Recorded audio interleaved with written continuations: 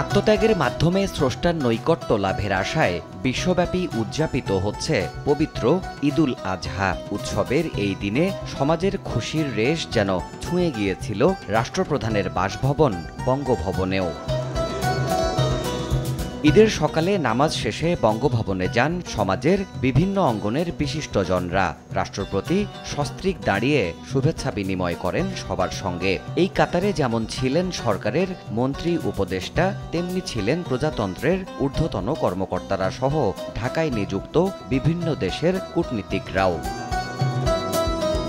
এরই ফাঁকে গণমাধ্যমে দেশবাসীর উদ্দেশ্যে শুভেচ্ছা বার্তা দেন রাষ্ট্রপতি। তার আহ্বান, যুদ্ধ কিংবা দুর্যোগের কারণে নিপীড়িত মানুষের উদযাপনে যাতে ভাটা না পড়ে সেজন্য এগিয়ে আসতে হবে বিত্তবানদের।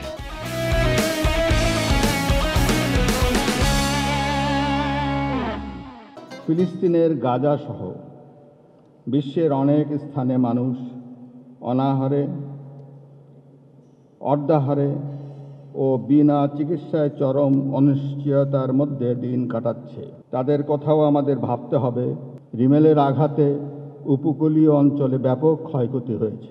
সমাজের দারিদ্র্যপীড়িত ও সুবিধাবঞ্চিত মানুষদের সাথে ঈদের আনন্দ ভাগাভাগি করতে এবং তাদের পাশে দাঁড়াতে আমি দেশের বিত্তবান ও সচ্ছল ব্যক্তিবর্গকে এগিয়ে আসার আহ্বান জানাচ্ছি।